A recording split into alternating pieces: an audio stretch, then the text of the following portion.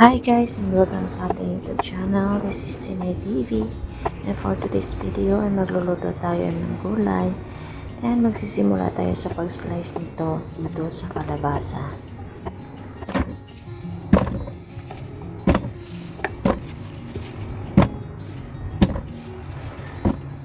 And next natin guys ang yung sitaw natin.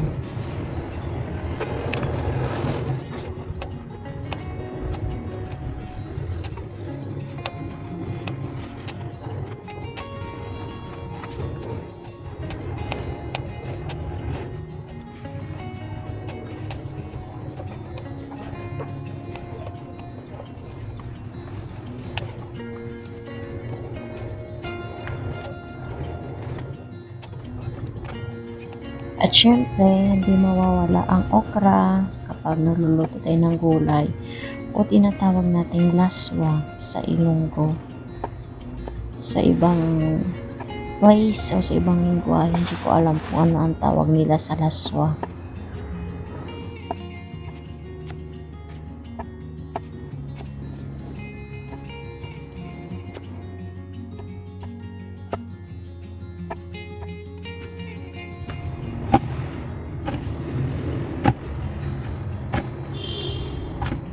And meron din tayo dito isang malaking talong. Slice din natin ito.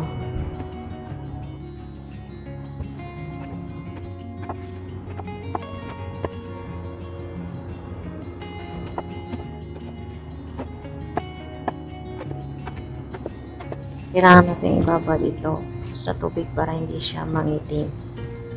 At dahil wala tayong salut o malunggay, pamalit natin yung alugbati para may green leafy vegetables din yung gulay natin. So, ayan guys, pinagputol-putol din natin ito sa tangkay kasi hindi naman natin pwedeng ilagay na buo ito.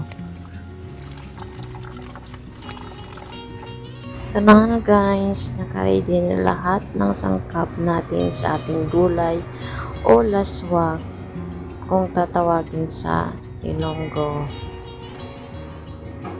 And syempre, bago ang lahat, magpapakulo muna tayo ng tubig para sa ating gulay. At ayan na nga guys, kumulo na.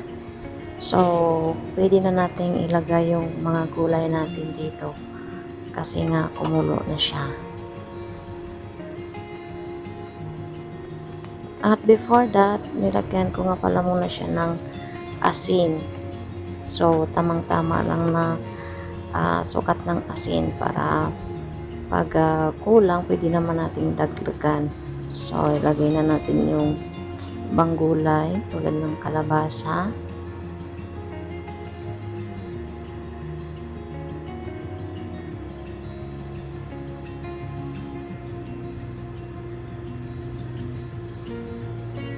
Guys, isabay-sabay na natin paglagay. Sitaw.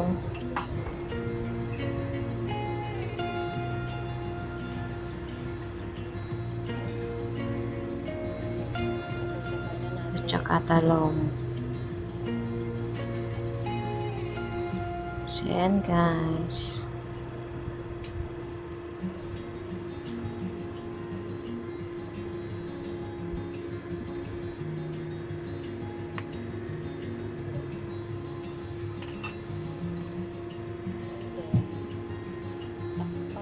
Takpan muna natin ito. At dahil kumulo na siya, pwede natin ilagay ang okra. So, ayan guys, magsabay-sabay na lang yan siya na maluto kasi mabilis lang iyan.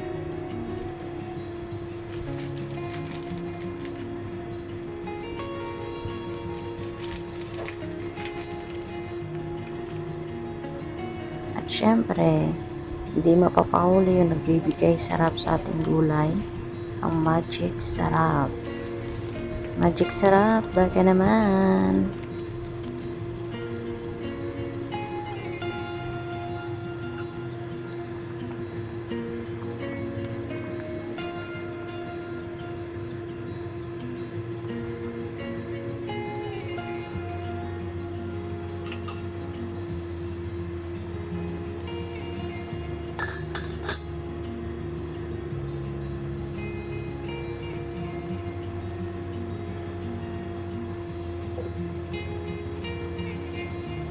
At ang mahalaga sa lahat, yung pansahog natin, yung hipon o dried alamang. Kalkag ang tawag sa amin yan guys, sa Ilonggo kalkag. Yung dried alamang. Masarap yan talaga sa mga gulay-gulay na pansahog. Kaya kapag may umuwi sa Pinas, nagpapadala talaga ako niyan. Kung pwede lang kasi masarap talaga yan guys, ilagay sa gulay. Promise.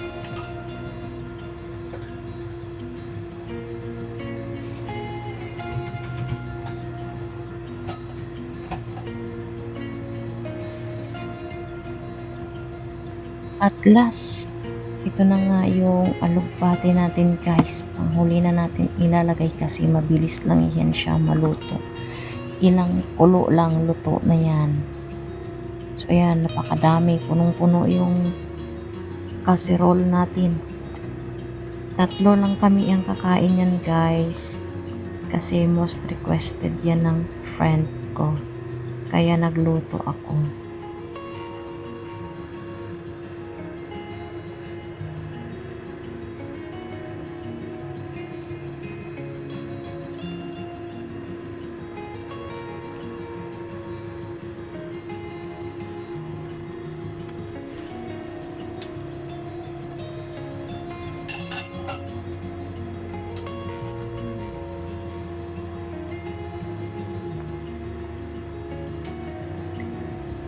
At ayan na nga guys.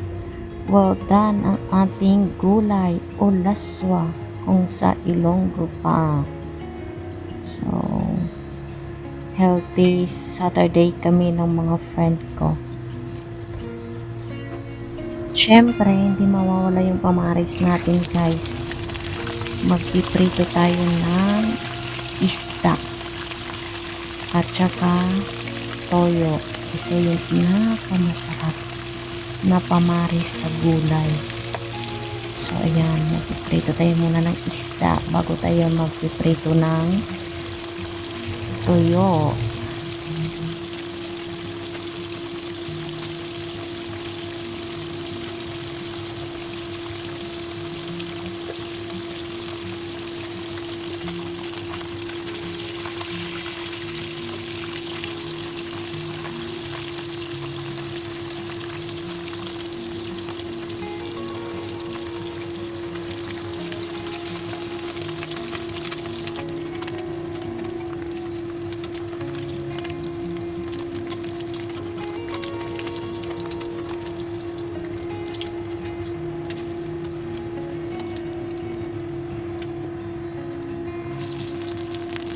Ito na nga guys, last na yung tuyo namin.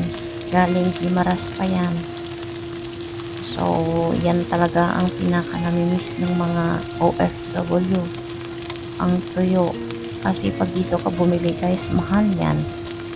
Kaya, baga hindi ka makakabili ng agad-agad kasi iniisip ko pa yung presyo. Pero pag sa Pilipinas ka bumili, mura lang siya. So, ayan guys.